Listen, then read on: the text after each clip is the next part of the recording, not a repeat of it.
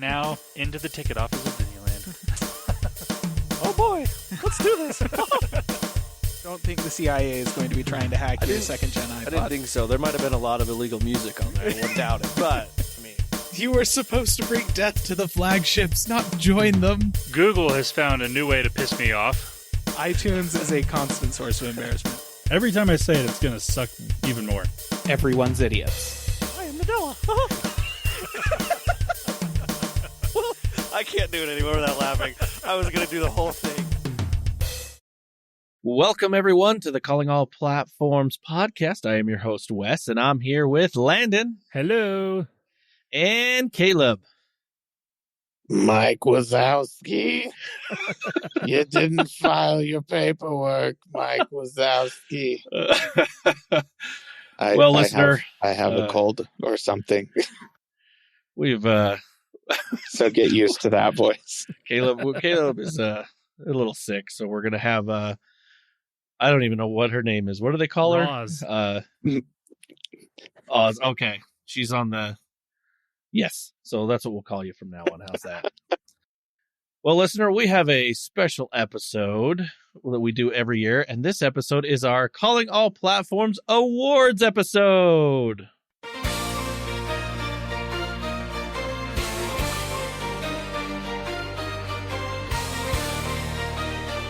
Why, yes. Thank you for joining us and listening in on our Calling All Platforms Award episode, where we have all sorts of technology things, certain worst tech names of the year. We have the biggest sigh of relief of the year, as well as the biggest surprise of the year, and many more categories that we have voted for. And we, by Caleb, Landon, and I.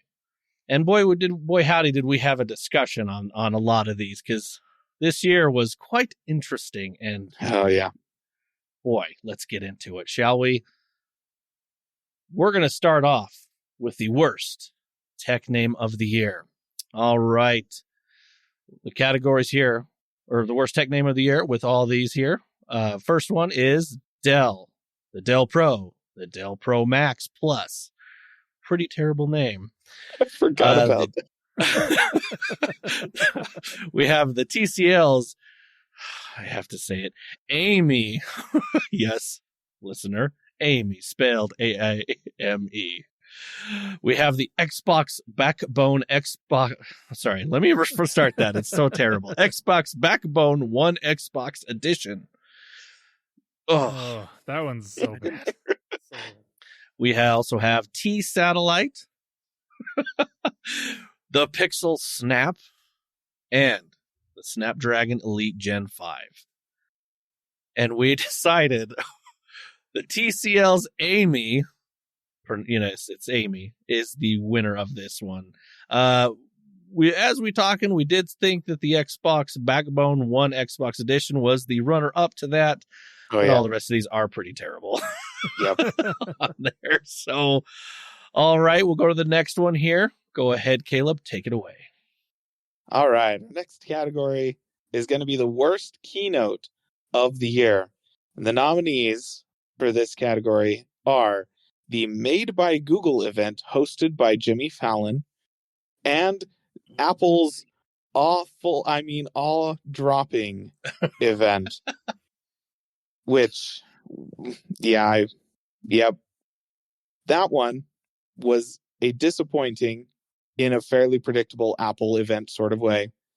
Whereas the Made by Google, hosted by Jimmy Fallon, is our winner for this year, because why would you get Jimmy Fallon to come and host a tech event, Google?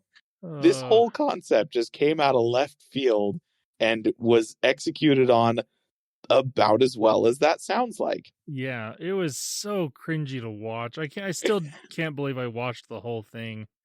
I'm glad I watched it at 2x speed because it was so bad. Oh, jeez. So we should have bad. all rewatched it just to... No. Absolutely not. Oh, yep. All right, moving to the next category. Landon.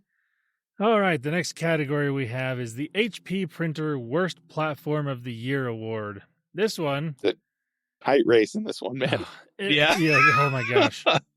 we actually have quite a few different nominations for this one. The first one that we came up with, I actually forgot about until we were looking back on this list, but Honey, that was the software that lets you it tracked prices and gave you discount It was supposed to give you the best coupon codes, that's codes right. available for your Yeah. purchase, but it turned out it wasn't actually doing that, and it was also stealing money from anyone that may have referred you to that product in the first Yeah. place.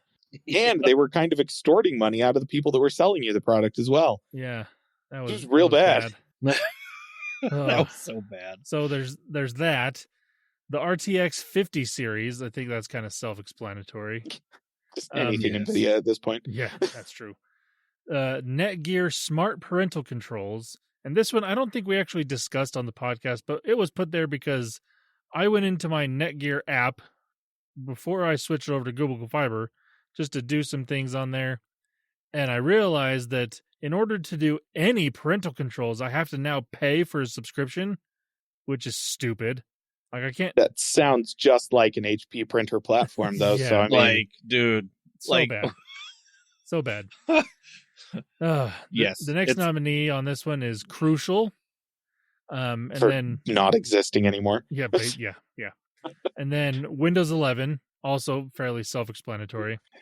And then Yep. just like the entire AI industry, which kind of falls into Windows 11, RTX 50 series, kind of everything really. I think we just said that just because it's pushing most of the things that makes it the worst platform of the year. So. Yeah.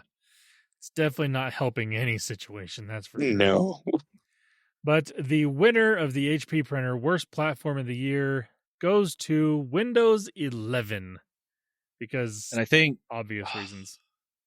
Yeah. just because of what they've done, not just the AI, I think we discussed it a little bit more, was also because they're forcing people from Windows 10 to 11 to buy new computers at a time which is not the best time to buy a new computer or Yeah. any kind of components right now. Like the worst time to buy a computer Worst. in recent memory.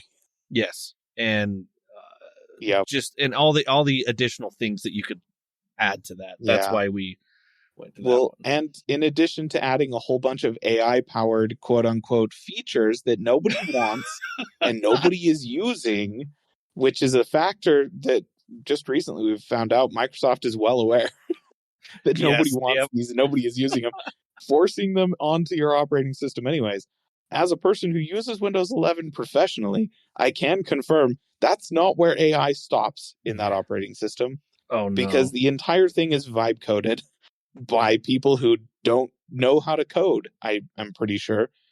I think because Microsoft has been demanding that they use Copilot to code the OS that they're stuffing Copilot into. Yeah, it's just an entirely vibe coded hot pile of garbage. So yeah. There it is. HP worst printer, worst. I can't even say it. HP printer's worst platform of the year. It hurts too much. He can't even speak the name of It HP does. printer. As the Microsoft guy of the podcast that would have been named, that it's just sweet. It's great to talk about this. So, all right, we'll get to the next category here. We have the biggest sigh of relief, or biggest sigh of relief of the year. We have two nominees. The first one comes in from Caleb, is ditching Windows, listener. Like, I that, recognize this may be an entirely personal nomination, but boy, was it a huge sigh of relief for me. But it was. I mean, yeah, it was. And then we have the Qi 2 finally on Android. And listener, we decided the Qi 2 finally on Android gets the biggest sigh of relief of the year. Just because, yeah, that it is kind of nice to see. Well, it looked like it may not happen again this year because That's true. Samsung didn't put it on their flagship phones. And there were rumors that Google was going to put it on the Pixel phone, but you never know with Google.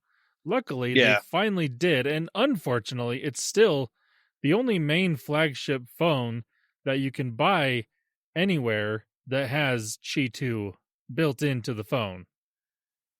Yeah. So hopefully 2026 is the year of Qi 2. I don't know. guess we'll see. All right, moving on to the next category. Take it away there, Caleb. All right. Next up, we have the biggest surprise of the year. And the nominees are Gaming on Linux, which I suppose is probably worth noting is only really a surprise to us on this podcast because it took until now for one of us to try it. Also, boy, I mean, it's been in. It works surprisingly well, I've got to say. Hey, that's one benefit of Windows 11. There you go. There you go. The next nominee is AirDrop on Android, and Apple not immediately killing it somehow. The one, again, Qi 2 finally being on Android. We are kind of surprised that it did happen. Yeah. We're relieved and surprised. And then the Steam Machine / Steam Frame drop that really just came out of left field on a random Wednesday in November. Yeah. What the heck, Valve? That messed up like that entire week for me. I was just like, boy, I had plans to think about and do other things. But now I'm sitting here researching Steam machines. Okay, thank you. Same with a lot of other journalists and the industry. Just boom. Oh, yeah. So, but the winner of the biggest prize of the year for 2025 is AirDrop on Android. And I think from the purest sense of what this award is, none of us saw this coming. No. Like, there were no rumors. Like, I knew intellectually that gaming on Linux must be pretty good because the Steam Deck was doing pretty good. We were expecting Qi 2 to finally drop on Android. Honestly, would have been very disappointed if it hadn't happened. Yeah. As much as we were surprised to see it actually come true. And we knew that there were rumors of a Steam machine. Like, that was but Google turning around and going, hey, look, AirDrop works between Android, Pixel devices and Apple devices, and then Apple not doing anything about it, seemingly because they couldn't, thanks to legislation inside the EU or something, I guess. That came out of nowhere. I had no idea that was, it was just, once again, like a random Wednesday, and suddenly this feature existed. Yeah. Incredible. Great news. Great news. Yeah. All right, let's go to the next category. Take it away, Landon. All right. I don't know why I'm doing this category other than order, but here we go. The Cyberpunk 2077 Comeback of the Year Award. And listener, you'll understand why it doesn't make sense for me to be doing this when you hear the nominations. So they are Helldivers 2, No Man's Sky, iPhone 17. That's the only thing I can really talk about here. Metroid Prime 4, and Hollow Knight Silksong. And, obviously, my vote went to the iPhone 17 just because the last 5 years worth of iPhones have been very blah. And that doesn't just include the base iPhone. That's all the iPhones in general. Yeah. The iPhone 17, minus the iPhone Air, because that is just a step backwards in a lot of ways. But the 17, I will give them at least the iPhone Air was interesting. True. And different. True. So there was that. But when it comes to the 17 and the 17 Pro, both of which I think took pretty good and large steps forward. Granted, the iPhone 17 just kind of came to what we wanted it to be for the last 5 years, but it's still a big step forward. But the award here did go to No Man's Sky, and I will let Caleb and Wes discuss why. He got outvoted on this one. No, I think, we had some good situations this year. Helldivers 2 managing to overcome a lot of negative player sentiment due to the decisions made by Sony that they were able to sort of backtrack and resolve. Metroid Prime 4 and Hollow Knight Silksong both managing to release polished, finished, and fun in the face of 8+ year development cycles, which for any other game is a death sentence. Yes. To the extent where a lot of people were not expecting these games to ever release. They had turned into Half-Life 3 style jokes, and being able to come back and become some of, Silksong especially, arguably some of the best games of the year. Incredible comeback. But I can't think of anything kind of more inspiring than No Man's Sky being such a colossal disappointment at release to going from that with the developers owning up to how bad it was and then just putting their heads down and working consistently and hard for years without demanding more money from the people who originally paid for the game, without making a huge fuss, finally delivering the game they originally promised, and then continuing to build on it from there. Yes. Until it is now to the point where it is the game that other games promised they would be. Like, this is now essentially taking the Comeback of the Year award away from Starfield, which was not what it was supposed to be. But now No Man's Sky is, Yes. at least in some respects. And yeah, so honestly, very impressive, way to handle the situation. Very impressed with the developers, and really does embody kind of that comeback that Cyberpunk 2077 represents. Yes. Everything that he said, I agree with. That's what we discussed. So, so I don't sit here and repeat myself. So, all right, let's get over to the next category here. We have the best cross-platform product of the year. The first one on our list here is Steam, because, well, yeah, Yep. everything that they're doing there. AirDrop on Android is a nomination here. We also have the Xbox Experience. At first, we had the Xbox ecosystem, but we're going to call it the Experience on this because it's the stuff that Microsoft is doing to bring all games and all things together. That's because And your then- phone's an Xbox and your console's an Xbox. Your computer's TV's an Xbox, and your car's your an fridge Xbox. is an Xbox. Everything's an Yep. Xbox. So, I mean, there you go. And then the last nominee here is the Stadia controller. So, Does like- now work on pretty much every platform. Yeah. Yep. So, and the one we decided actually gets it this year is Steam. We did discuss between the Xbox Experience and Steam, but the Xbox wouldn't be doing this unless it knew what Steam was doing or what Steam was pushing forward. So we have to give it to Steam because it's pushing the innovation. The competition's there. We just discussed the whole platform of Windows 11. It's Mhm. making to where Steam is making the Xbox team work on Windows 11, which I hear has never been done in Nope. the history of Microsoft. And I mean, it's worth noting, one of the best things that is happening with the Xbox Experience is it getting Steam. So Yes. So we have to give it to Steam. So, like I said, we were discussing this for quite a bit, but if it wasn't for Steam, the Xbox wouldn't be having its experience. So there it goes. All right. Next category. Caleb, take it away. All right, we're getting to the big hitters now. We are on to the phone of the year. It is worth noting there were not necessarily a ton of phones this year that super impressed us. A whole lot of very basic iterative updates. And yes, adding another fold to your foldable is a thing. I guess it's more impressive you can fit an even bigger screen in your pocket. That's cool. It's still not a tube of chapstick that rolls out into a full-size phone. True. So I'm still not impressed. No, But you also still can't buy that phone yet. So that's true. So our nominees are the iPhone 17 for the reasons that we essentially talked about before, and the OnePlus 15, which boils down to really, it's a flagship phone at a fairly reasonable price with a quite impressive implementation of battery. That's pretty sweet. And that actually gives it the win for us out of the two nominations that we have this year. That goes to the OnePlus 15. yep. Oh, yeah. So let's try and get some more next year, shall we, Tech? That one, in my opinion, I think wins just because, like Caleb said, the battery implementation here, they're using crap,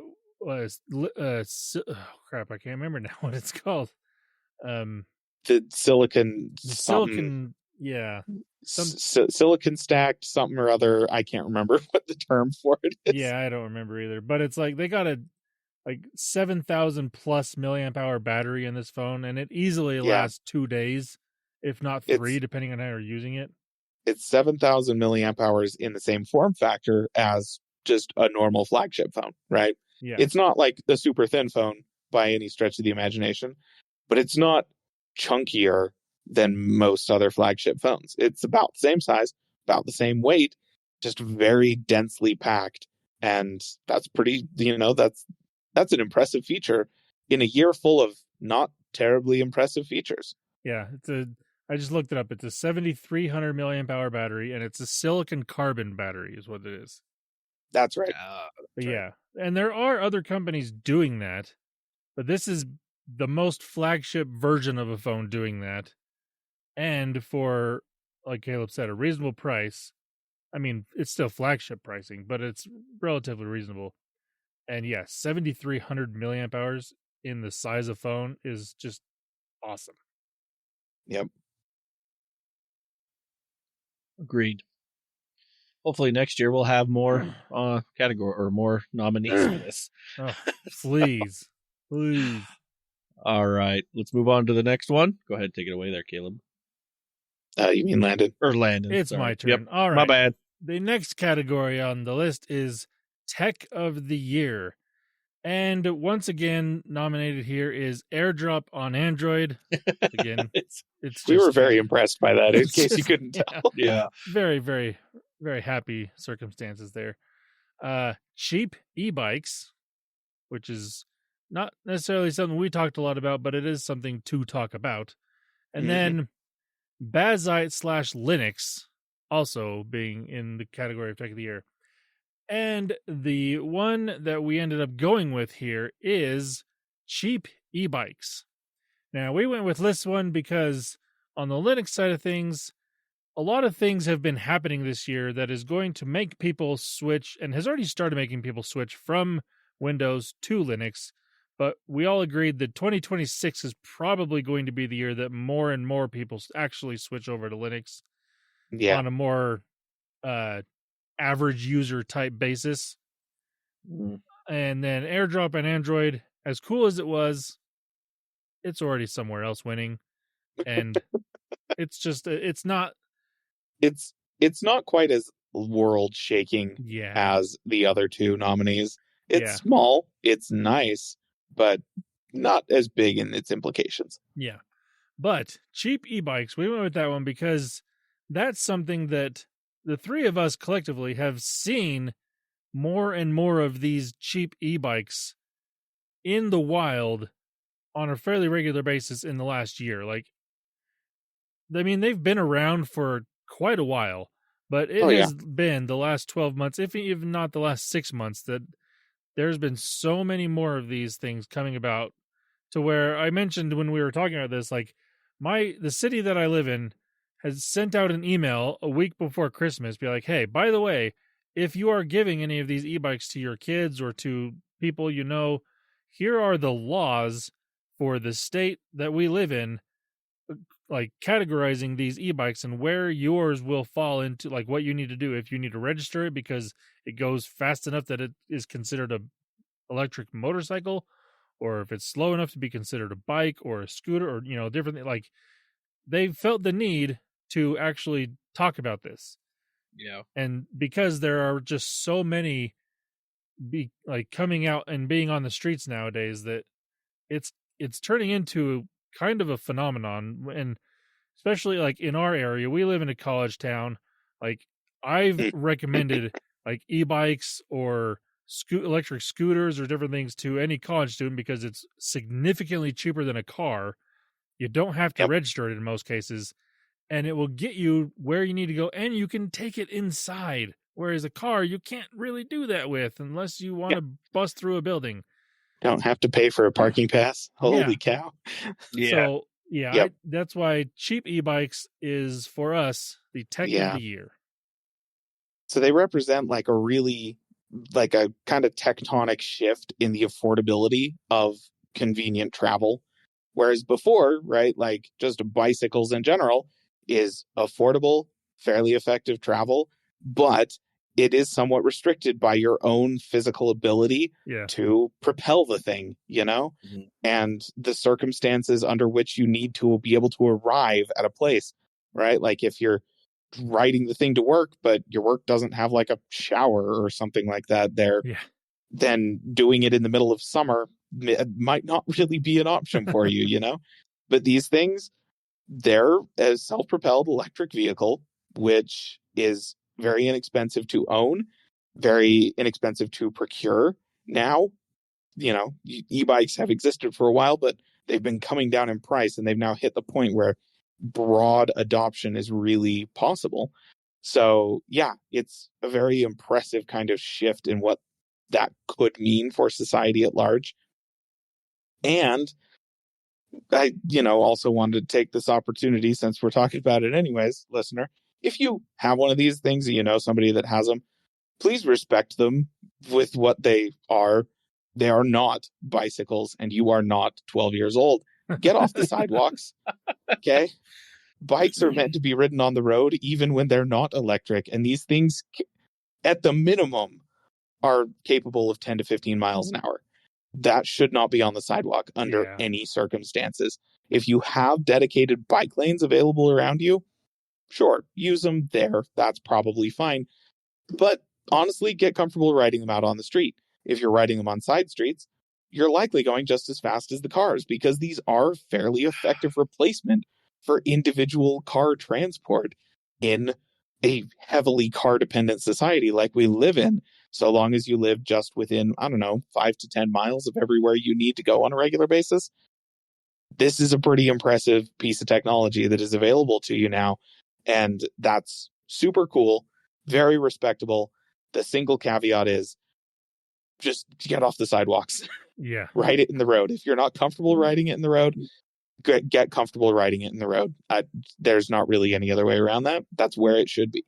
But yeah, it's pretty impressive, and we're pretty pleased with it. All right. We're going to go ahead and move on to the next category here. We have the game of the year. Big hitters here. First nominee is Claire Obscure Expedition 33. The next one is Hollow Knight Silksong and Elden Ring Night Rain. This one actually had a bit of discussion. Obviously, Landon had strong thoughts. I had so many thoughts on this. These, and man, he convinced both Caleb and I that it should go to. Listener, I have to say, they wanted to fill the category with Nintendo games. I was like, no. That's not going to happen. That's exactly it. It was interesting, the discussions we had, but we'll get into what it is. I'm going to tell you what won, and then we'll kind of discuss why. We're going to give it to Claire Obscure Expedition 33. We had talked, we talked over and over. The first thing we talked about was Hollow Knight Silksong. Pretty much the thing that we loved about it was the indie scene that was just a couple of guys, developers that just kept their head down, worked, got it to where they wanted it, showed a couple videos. I think it was actually at the Xbox reveal of the handheld. Yeah. If I remember, that was the first video. And they pretty much was like, oh yeah, and then next month it'll be out. Yep. And here it goes. Which threw apparently everyone out of whack. Oh, yeah. And it shut down storefronts for people buying and downloading this thing. All storefronts that we heard. Except for GOG. Oh, yes, except for GOG. Okay, fair. And then Elden Ring, Night Rain. I didn't realize this. Caleb, you tell them about this one. So I think that Night Rain deserves recognition. Like, honestly, what a year we've had for gaming. 100%. Frankly, the indie gaming scene this year, could we be talking about Hades 2 on here as well? Sure. Yes. Absolutely. Yeah. Could we be talking about Kingdom Come Deliverance 2? Yeah, 100%. There were so many good AA and indie games that came out this year. Frankly, amazing. Night Rain is on here as essentially the only AAA game that came into this space feeling like it was taking risks.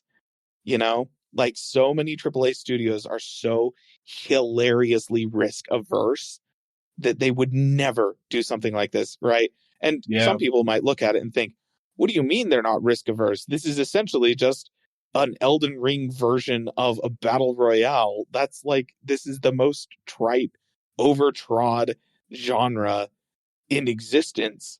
And here they are pushing out some nonsense for it that's just reusing Elden Ring's assets. Couple things there. First of all, it is not just reusing Elden Ring's assets. It actually apparently is integrated into the lore of Elden Ring itself. So, no, it's part of the Elden Ring franchise.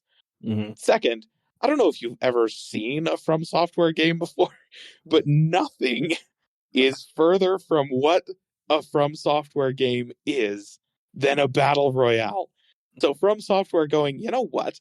I wonder if there's something we could take from this genre that has nothing to do with our games and turn it into a thing that would appeal to our audience, which is very different from the normal Fortnite audience, right? And the fact that they did that, committed to it, released it, and were successful with it, incredible. Like, this is kind of the only AAA game that came out this year that I was like, that feels like there were a lot of risks that they were taking there. And I love to see that, you know? That's really cool. But yeah, I mean, Expedition 33, they win it for kind of being everything that Silksong was, in terms of, this is just an indie development studio putting their heads down and saving the game until it's ready to go, and then releasing this incredibly polished, super like engaging, super like you can tell it was built with love experience. And it also is like a risk-taking moment, right? Especially for an indie development studio. Honestly, Expedition 33 feels special and exceptional in, I mean, pretty much all of the same ways as Baldur's Gate 3. So not necessarily surprising that to see them on here and to see them winning. And I know it probably feels a bit like a cop-out, listener, to hear us saying this after the Game Awards said the same thing over and over and over again by giving them like a dozen different awards. Right. Here's the problem, though, listener. They earned them. They earned those rewards. Like, the game's that good, guys. Sorry. Would agree. And this is our reward, so there you go. All right. We'll go ahead and move on to the next category. Go ahead, Caleb. All right. Now we come to what I think is probably the single most prestigious award that we give at the Calling All Platforms Award. Doom of the Year. So, we say, we're fond of saying on this podcast that Doom modders are just the most blessed and holy people on the internet. I stand by that. The nominees for the Doom of the Year are Doom, the Gallery Experience, Doom in a PDF, Doom on a lightning dongle, aka the Doomgle, the Back Dooms, Doom on an Anchor charger, Doom on a database, and Doom on a satellite. Freaking Doom in space, man. Like, oh man. And to be clear, listener, this is not just me putting down every time we talked about Doom this year. No. Okay. This is like about half of them. Yeah. But they're just so freaking good. And there's a lot of strong contenders here. Doom on a satellite. Really, Doom in space, man. Doom on a database. Who was crazy enough to go, yeah, I'm going to code Doom in SQL? Sure. Do that. And Doom in a PDF is kind of existentially scary to me because, like, we use PDFs all the time. What are PDFs? What are PDFs? I don't know. Does your PDF run Doom? Exactly.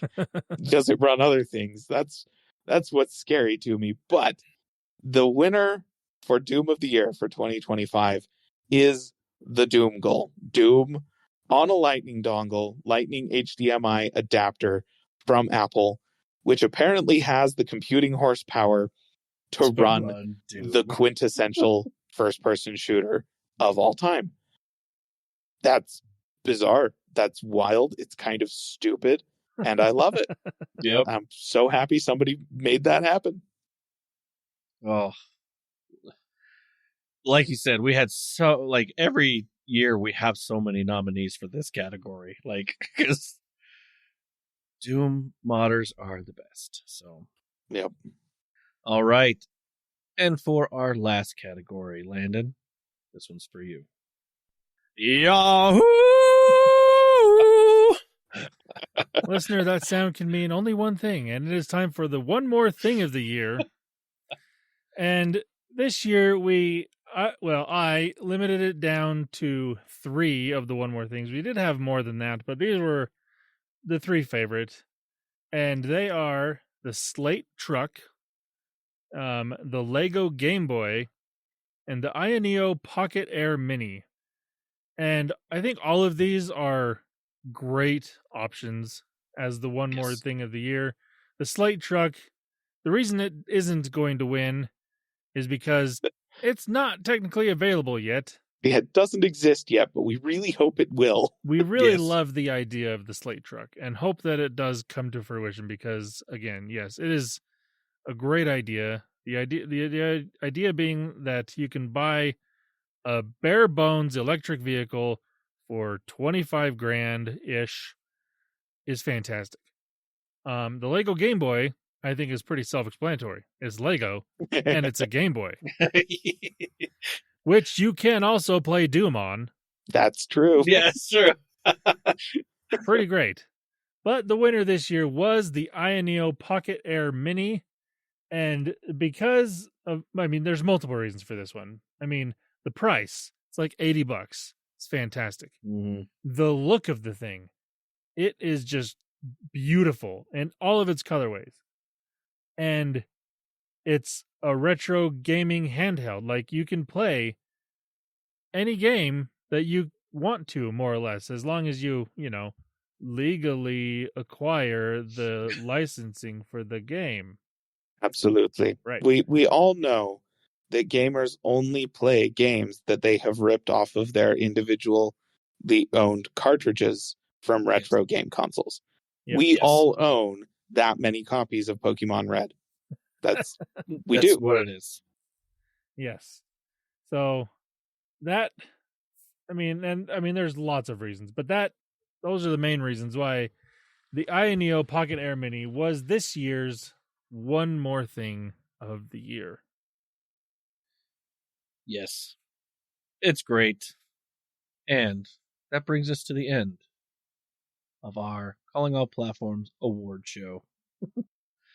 Unless anyone has anything else they want to say or mention, I think we're going to probably end it right there. I don't have one more thing for this episode. I'm sorry. I was going to say, how fun would that be? Really funny. One more thing, another award that I didn't. Yeah, another award. I didn't tell Caleb what it's about. Maybe next year. Pretty good. All right, listener, we do appreciate you listening. Thanks for listening to our reward shows. We always like doing these every year. We have a couple of reward shows that we do, or a couple of special shows that we do, and this is one of them that we enjoy doing. Thanks for listening, and have a good week. Bye-bye. See ya.